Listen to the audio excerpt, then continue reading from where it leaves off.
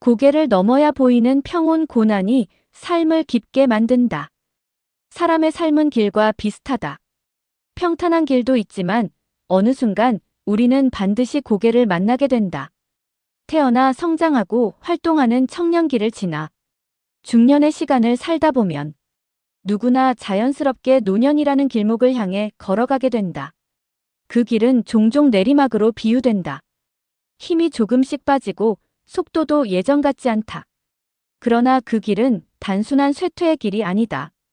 나는 지금 그 내리막길을 걸어가고 있다. 살아온 시간이 어느덧 많아졌다. 그 시간 속에는 기쁨도 있었고 힘들었던 순간들도 있었다.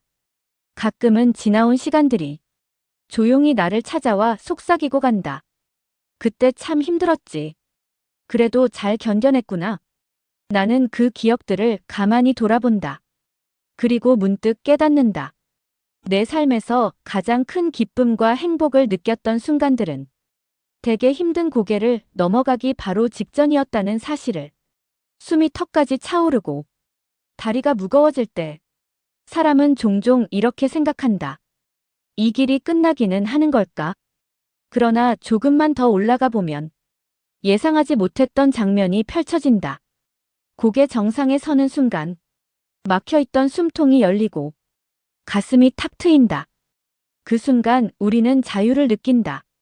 흥미로운 것은 그 자유가 우리가 흔히 말하는 요란한 행복의 모습이 아니라는 점이다. 그것은 오히려 깊은 평온에 가까운 감정이다. 마치 오래 묶여있던 끈이 풀리듯 삶의 틀에서 잠시 벗어난 환희 같은 것. 노자는 말했다. 큰 완성은 모자란 듯 보이고 큰 충만은 비어있는 듯 보인다. 삶의 진짜 만족은 소란스러운 기쁨이 아니라 조용한 평온 속에서 찾아온다. 그래서인지 삶을 오래 살아본 사람들은 행복이라는 단어보다 평온이라는 단어를 더 많이 이야기한다. 고난은 사람을 힘들게 한다. 하지만 동시에 사람을 깊게 만든다. 공자는 이런 말을 남겼다. 군자는 근심하지 않을 수 없다. 이 말은 근심 속에서 살아가라는 뜻이 아니다. 근심과 고난 속에서 사람은 자신의 삶을 돌아보고 더 단단해질 수 있다는 의미다. 생각해보면 우리 삶의 많은 변화는 편안한 순간이 아니라 힘든 순간에서 시작되었다. 몸이 아파서 건강을 돌아보게 되고 사람에게 상처를 받아 관계를 다시 생각하게 된다. 어쩌면 고난은 삶이 우리에게 보내는 질문일지도 모른다. 지금 이대로 괜찮은가? 그 질문 앞에서 사람은 조금 더 깊이 생각하게 된다. 그래서 적절한 고난은 사람을 무너뜨리기보다 사람을 성장하게 만든다. 문제는 고난이 아니라 그 고난을 바라보는 우리의 태도다. 고난을 단순한 불행으로만 바라보면 삶은 끝없는 고통처럼 보인다. 그러나 고난을 하나의 고개로 바라보면 그 너머의 풍경을 기대할 수 있다. 삶은 언제나 고개와 평지를 번갈아 보여준다. 그리고 우리는 그 길을 걸으며 조금씩 단단해진다.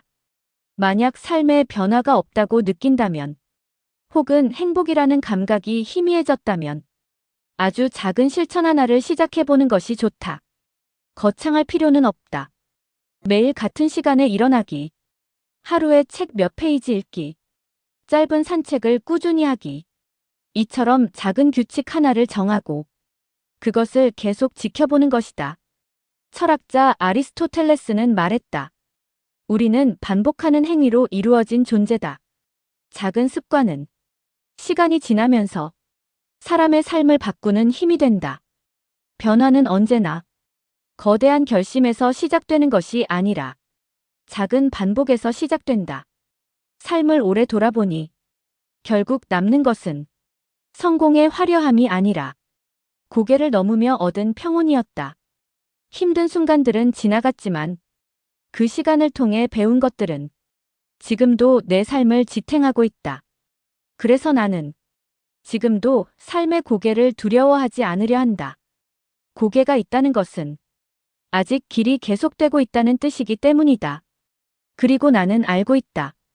그 고개를 넘어가면 다시 한번 숨이 트이는 평온이 기다리고 있다는 것을. 행복은 고난이 없는 삶이 아니라 고난을 넘어 평온을 만나는 과정에서 태어난다. 이재윤 생각.